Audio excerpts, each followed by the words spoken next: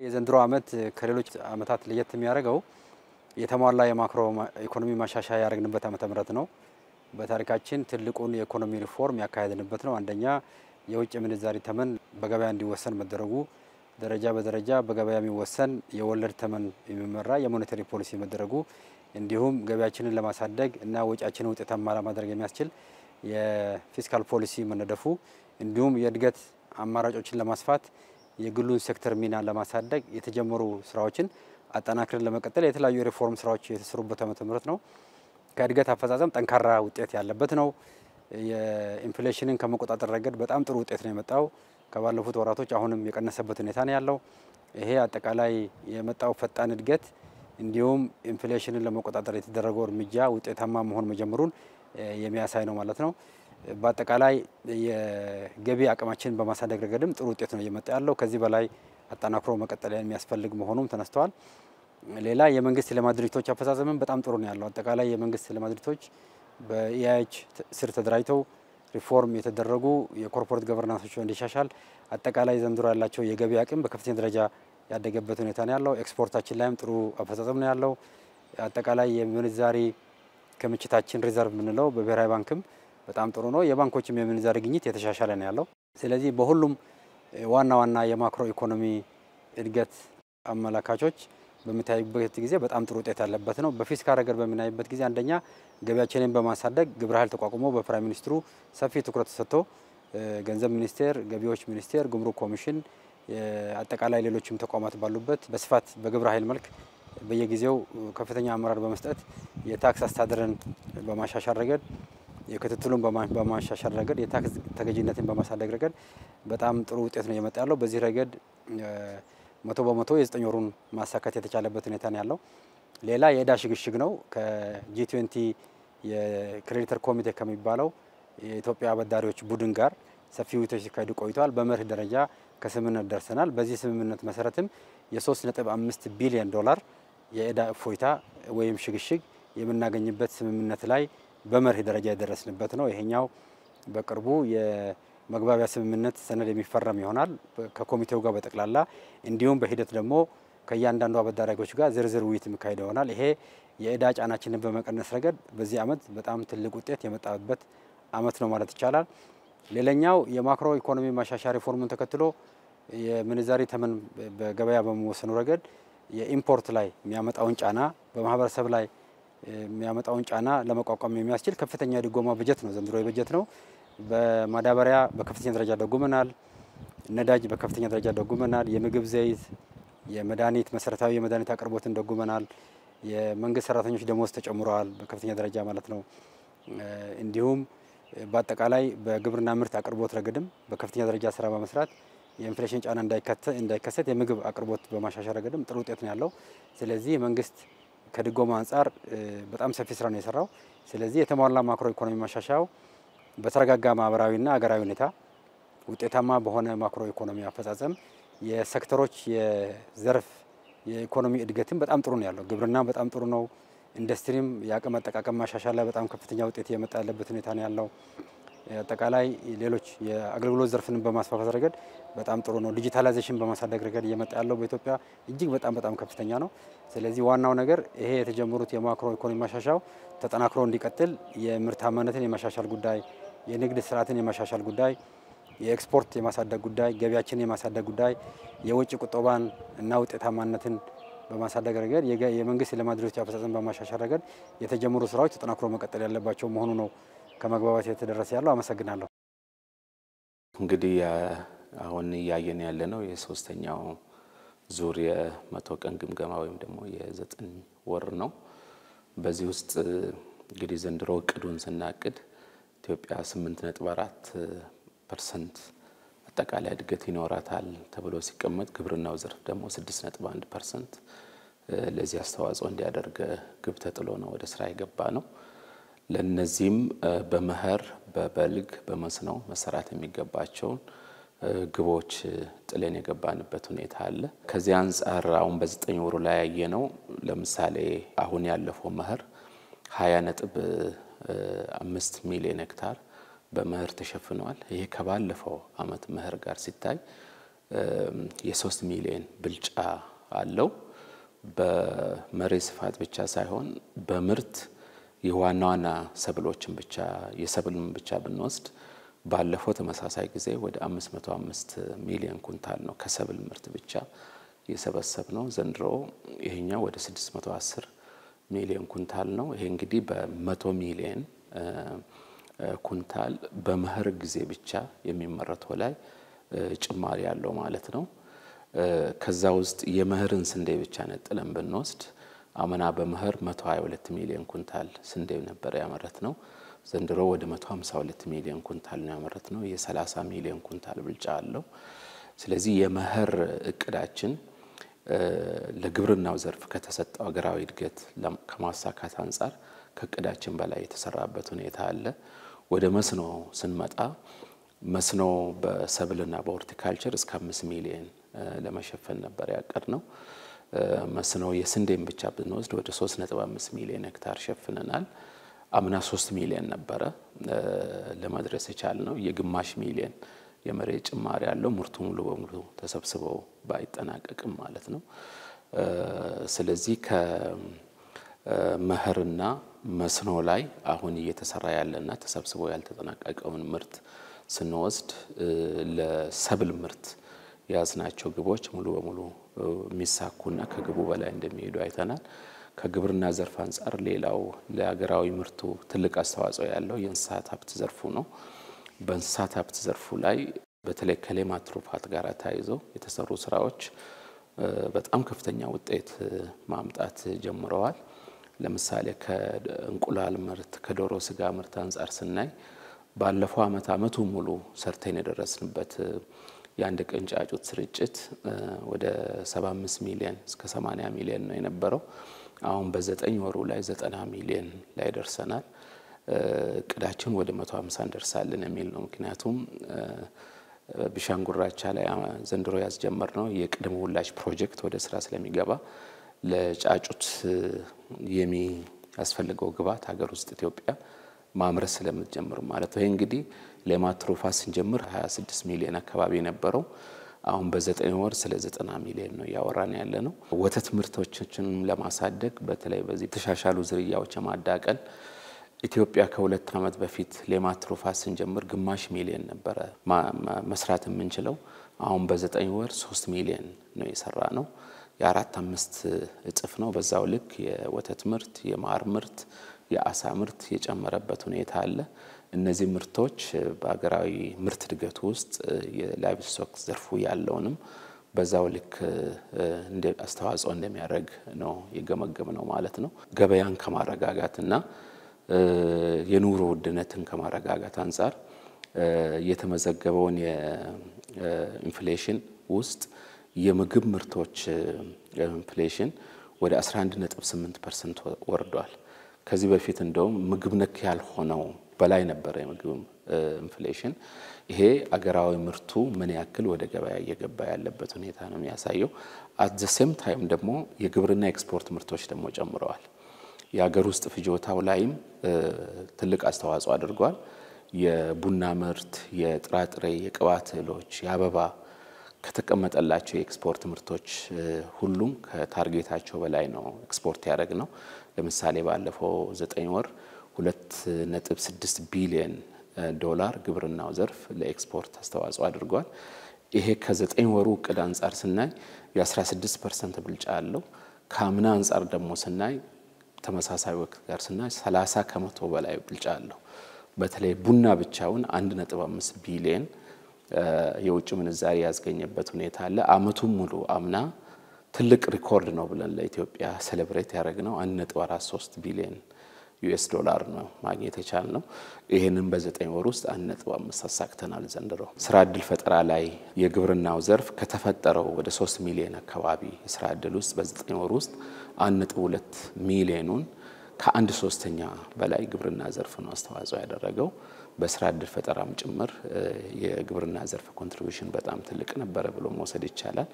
ስለዚህ እንዳጠቃላይ የምግብ ዋስትናን ከማረጋገጥ ወጪ ምርቶችን ከመጨመር ስራ ዕድልን ከመፍጠር እንደገና ደግሞ ተኪ ምርቶችን ስንዴን ጨምሮ የተገኙ ውጤቶች ለግብርና ዘርፉ በ9 ወሩ የተቀመጠውንም ግብ እና ለአመት ደግሞ እናሳካለን ብለን ያለውን ሀገራዊ እድገት ከማሳካት አንፃር ከተቀመጠው ግብና መነሻ በላይ የግብርና ሴክተሩ አሳክቷል ብለን መውሰድ እንችላለን።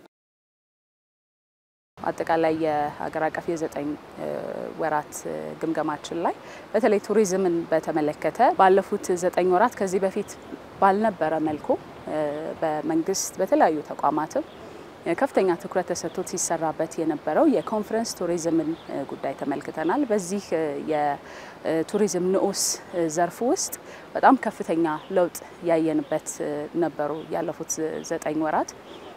በእነዚህ ጊዜያት ውስጥ እንግዲህ ከ60 በላይ ዓለም አቀፍ አህጉር አቀፍና እንደዚሁም ደግሞ ቀጠናዊ ጉባኤዎችን ማስተናገድ የቻልንበት ነበረ። ይሄ ከአምናው ተመሳሳይ ወቅት ጋር ሲነጻጸር ብዙ እጥፍ ለውጥ የታየበት ነው። መንግስት በኩል ደግሞ የኮንፈረንስ ቱሪዝም የሚያስፈልጉት መሰረተ ልማቶችን ከማመቻቸት ጀምሮ በዲፕሎማሲው ዘርፍ የተሰሩት ስራዎች ተቋማት የሰጡት ትኩረትም ጭምር ለዚህ ውጤት ምክንያት መሆኑን አንስተናል።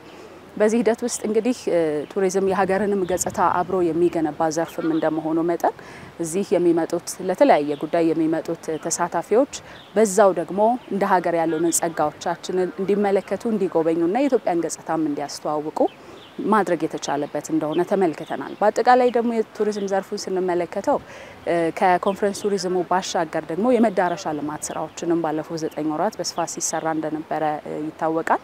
በተለይ ደግሞ ነባር የቱሪዝም ሀብቶቻችንን እነሱን የማላቅ የማደስ ስራዎች ሲከናወኑ ቆይተዋል። ለምሳሌ ከነባር የቱሪዝም መዳረሻዎቻችን የጅማ አባጅፋር ቤተመንግስትን ማንሳት እንችላለን። የፋሲል ቤተመንግስት ድሳት ስራዎችን ማንሳት እንችላለን። ሌሎች በርካታ እንደዚሁ የነባር የቱሪዝም መዳረሻዎች ድሳት ሲከናወን ቆይቷል። አዳዲስ ደግሞ መዳረሻዎች ልማትም እንደዚሁ በስፋት ሲሰራ መቆየቱ የሚታወቅ ነው። በተለይ ደግሞ የክቡር ጠቅላይ ሚኒስትራችን የኢኒሼቲቮች የሆኑት የገበታ ለሀገር ገበታ ለትውልድ ፕሮጀክቶች እዚሁ አዲስ አበባችን ውስጥ ደግሞ ይሄው አሁን ያለንበትን የብሔራዊ ቤተ መንግስት እንደዚሁ ድሳትንም ስንመለከተው የቱሪዝም ዘርፉ ላይ ያለውንም አቅም ለመጠቀም ብዙ እንቅስቃሴዎች ሲደረጉ የነበረበት ወቅት እንደሆነ የምንመለከተው ነው። ከዛ ባሻገር ደግሞ የኢትዮጵያን ገጽታ በዓለም አቀፍ ደረጃ የማስተዋወቁ ስራዎችም አንዱ የቱሪዝም ዘርፍ የተሰጠው ኃላፊነት ነውና በዓለም አቀፍ ደረጃ የሚከናወኑ የቱሪዝም ዘርፉ ላይ ትልልቅ ስም ያላቸው ዓለም አቀፍ መድረኮች አሉ። እነዛም ላይ የኢትዮጵያን ገጽታ ማስተዋወቅ ኢትዮጵያ ያላትን የቱሪዝም ሀብት ለዓለም የማሳየት ገልጦ የማሳየቱ ስራም እንደዚሁ ሲከናወን ቆይቷል። እንደሚታወቀው በአውሮፓ የትልቅ የባህልና የቱሪስት መዳረሻ በሆነችው ፕራግ ላይ የኢትዮጵያን ምድረ ቀደምትነት ለዓለም የምናስተዋውቅበትን ስምምነት አድርገናል። እሱም በቅርቡ እንደዚሁ ተፈጻሚ ይሆናል። ከዛ ባሻገር ደግሞ ብዙ ጎብኚዎች በተለይ ዓለም አቀፍ ጎብኚዎች ወደ ሀገራችን የሚመጡት ከአውሮፓ እንደመሆኑ መጠን አውሮፓ ላይ ያለውን የቢዝነስ ለቢዝነስ ግንኙነትም እንደዚሁ ለማጠናከር እንዲቻል በርሊን ላይ የተካሄደውና ዓለም አቀፍ የቱሪዝም መድረክ እንደዚሁ ተሳታፊ ሆነናል። የግሉን ዘርፍ በከፍተኛ ሁኔታ ባሳተፈ መልኩ ማለት ነው። እንደ ሀገር ደግሞ ያለንበትን የቱሪዝም እይታ አሁን ያለውን እይታ በሚመጥን መልኩ የፖሊሲ ማዕቀፍም ስለሚያስፈልገን የፖሊሲ ክለሳም እንደዚሁ ስናደርግ የቆየንበት እሱን ያገባደድንበት ወቅትም ነውና ከዚህ በኋላ እስካሁን የሰራናቸው የመሰረተ ልማት ግንባታዎች የሀገር ማስተዋወቅ ስራዎች የበለጠ የሚጠናከሩበት የሱን ደግሞ ውጤት መመንዘር የምንጀምርበት ወቅት እንደሚሆን ከሪፖርቱም ላይ ተመላክቷል። የተሰጡት አቅጣጫዎችም እሱኑ የሚያመላክቱ ናቸው። እጃችን ላይ ያሉትን ሀብቶቻችን መጠቀም ከመዳረሻነታቸውን ባሻገር ሌሎች የአፍሪካ ሀገራት የሌላቸው እጅግ በጣም ጥቂት የሆኑ የዓለም ሀገራት ደግሞ ያላቸው እኛ የኢትዮጵያ አየር መንገድ አለን። የአፍሪካ የኤቪዬሽን ኢንዱስትሪ ማዕከል ነን። በዚህ ሂደት ውስጥ እንግዲህ ከ10 ሚሊዮን በላይ ተሳፋሪዎች በየአመቱ በቦሌ ኤርፖርት በኩል ያልፋሉ። ይሄንን ትልቅ እድል መጠቀም እና የእግረ መንገድ የቱሪዝም ደግሞ ንዑስ ዘርፍን ማጠናከር አንዱ በትኩረት የምንሰራበት ዘርፍ ነው የሚሆነው ማለት ነው። ይህንን ለማድረግ ደግሞ የብዙ ተቋማት ቅንጅት የብዙ ተቋማት ትብብር ያስፈልጋል እና ወደ ዲጂታል ዓለሙም እንደዚሁ የቱሪዝሙን ኢንዱስትሪ እንዲቀላቀል ማድረግም ያስፈልጋል ማለት ነው። እነዚህን ዋና ዋና ስራዎች ይዘን የሚቀጥሉትን ወራት ምናከናውናቸው ይሆናሉ ማለት ነው። በዚህ ግምገማ ሰፋ ያሉ ጉዳዮችን ተመልክተናል። እንደ ሀገር የማክሮ ሪፖርት ምን እንደሚመስል ለማየት ችለናል። ከገቢ ከወጪ ምርቶች ከሀገር ውስጥ ምርት እና አጠቃላይ ኢኮኖሚውን በተመለከተ የማክሮ ሪፖርት አዳምጠናል። በሱ ላይ የታዩ ዋና ዋና የውጤት ዝርዝሮችን እንዲሁም ጋፖችን ለማየት ችለናል። ከዛ ደግሞ የዘርፍ እያንዳንዱ ዘርፍ በ9 ወራት ውስጥ የፈጸማቸውን ዋና ዋና የውጤቶች እንደዚሁ ሪፖርት አድርገናል። እኛ የኢኖቬሽንና ቴክኖሎጂ ሚኒስቴር እንግዲህ ዋና ዋና ተልእኮዎች አሉት። ከነዚህ ተልእኮዎች ውስጥ አንዱ የዲጂታላይዜሽን ማስፋፋት፣ መሰረተ ልማቶች እንዲስፋፉ ማድረግ፣ አጠቃላይ የዘመነ የአሰራር ስርዓትን መዘርጋት፣ ከስራ ፈጠራም ከኢኖቬሽን ጋር በተያያዘ ቴክኖሎጂ ማስፋፋት ይሄን እንዲሰራ በተሰጠው ማንዴት መሰረት ከግሉም ዘርፍ ጋር በመተባበር ከመንግስት አካላትም ጋር ከውጭ አካላትም ጋር ትብብር በማድረግ ሰፊ ስራዎችን ስንሰራ ቆይተናል። እንግዲህ እንደ ሀገር አሁን ላይ ያለንበት የአጠቃላይ የዲጂታል ኢኮሲስተሙ ጥሩ እድገት እያሳየ የመጣ መሆኑ ይታወቃል። የገንዘብ ዝውውርን ካየን የዲጂታል ፔመንት ስርዓት በሰፊው ተግባራዊ ሆኖ በተለይ በቴሌብር እና ሌሎች እና ሲቢኢ ብር እና ሌሎች ፕላትፎርሞችን በመጠቀም አጠቃላይ ሰፊ የሆነ የኢኮኖሚ እንቅስቃሴ ይካሄድበታል። ይሄን እንግዲህ ያለፉት 8-9 ወራት ሪፖርት ስናይ ከ800 ቢሊዮን ብር አካባቢ ኒርሊ ገንዘብ በዲጂታል ፔመንት መዘዋወር ችሏልና ይሄ ትልቅ ምርታ ነው። እንግዲህ አንዱ የሪፎርም ውጤት ይሄ ነው። ገንዘብ ፕሪንት ለማድረግ ራሱን ሰፊ ወጪ ይጠይቅ ነበር። እንደ ሀገር ብዙ ወጪ ይዳረገን ነበርና የዲጂታል ስርዓትን በመዘርጋት ይህንን መከላከል ማስቀረት ተችሏል። ሌላው የኢንፍራስትራክቸር ዝርጋታ ነው። ሁለት ኦፕሬተሮች አሉ እንደሚታወቀው ኢትዮ ቴሌኮም እና ሳፋሪኮም። በእነሱ በኩል የሰፊ የኢንፍራስትራክቸር ስራዎች እየተሰሩ ነው። የኮኔክቲቪቲ ዝርጋታ በስፋት እየተሰራ ነው ያለው እና የኢንተርኔት ፔኔትሬሽኑም የሞባይል ተጠቃሚ ማህበረሰብን ቁጥር እያደገ ነው ያለው። ይሄ አጠቃላይ በዲጂታል ኢኮኖሚ ስርዓት ውስጥ ራሱን የቻለ ሰፊ ሚና እየተጫወተ ያለ መሆኑ ይታወቃል። ሌላው እንግዲህ የዲጂታል አይዲ የፋይዳ ፕሮጀክት 14 ሚሊዮን ኢትዮጵያኖች እስካሁን ድረስ በፋይዳ ምዝገባ አካሂደዋል። የፋይዳ ፕሮጀክት ውስጥ ይሄ ሰፍቶ የሚቀጥል ስራ ነው። እንግዲህ እስከዛሬ የደረስንበት ከእቅዳችን አንፃር ጥሩ የሚባል ነው። ይሄ ተጠናክሮ የሚቀጥል ስራ ይሆናል። ይሄ አለ። ሌላው የሰው ሀብት ልማት ነው። የ5 ሚሊዮን ኢትዮ ኮደርስ ኢኒሼቲቭ እንደሚታወቀው ባለፈው አመት ሐምሌ ላይ ኢኒሼት ከደረገ በኋላ እስካሁን ወደ 688 ሺህ ኢትዮጵያኖች በዚህ ስርዓት ውስጥ ገብተው ተመዝግበው ስልጠና እየወሰዱ መሆናቸውን ሪፖርታችን ያመለክታል። ከዚህ ውስጥ ወደ 270 ሺህ ኢትዮጵያኖች ኦልሬዲ በዓለም አቀፍ ሰርቲፊኬሽን ሰርቲፋይድ መሆን ችለዋል። ይሄ ትልቅ እድል ነው። አጠቃላይ የዲጂታል ኢኮኖሚ ግንባታ እውን እናደርጋለን ሲባል የሰው ሀብት ልማትም አንዱ ቁልፍ ጉዳይ እንደመሆኑ እዚህ ላይ የተደረገ ሰፊ ስራ ነው። ብዙ ይቀረናል። በእርግጥ የ3 አመት ፕሮግራም ነው። በ3 አመት ውስጥ ከ5 ሚሊዮን እስከ 7 ሚሊዮን ኢትዮጵያኖችን በዚህ ስርዓት ውስጥ ማስገባት፣ ማሰልጠን፣ ማብቃት እንደ ግብ የተቀመጠ ነው።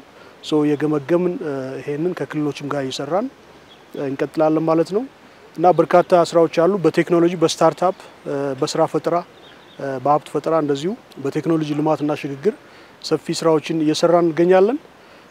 ከዚህ አንፃር እንግዲህ እነዚህን ስራዎች ለማፋጠን ለማቀላጠፍ የፖሊሲና የስትራቴጂ ማዕቀፎችን መቅረጽ ማጸደቅና ተግባራዊ ማድረግም እንደዚሁ የሚጠበቅ የኛ ተጠባቂ ስራ እንደመሆኑ መጠን በዚህ ረገድ አዳዲስ ስትራቴጂዎችን ሀገራዊ ስትራቴጂዎችን ኢኒሼት እያደረግን እንገኛለን። እነሱ ጸድቀው ቀጣይ ተግባራዊ ሲሆኑ አጠቃላይ ኢኮሲስተም ውስጥ የበለጠ ውጤት ማምጣት የምንችልበት ሁኔታ ይፈጠራል ብለን እንጠብቃለን።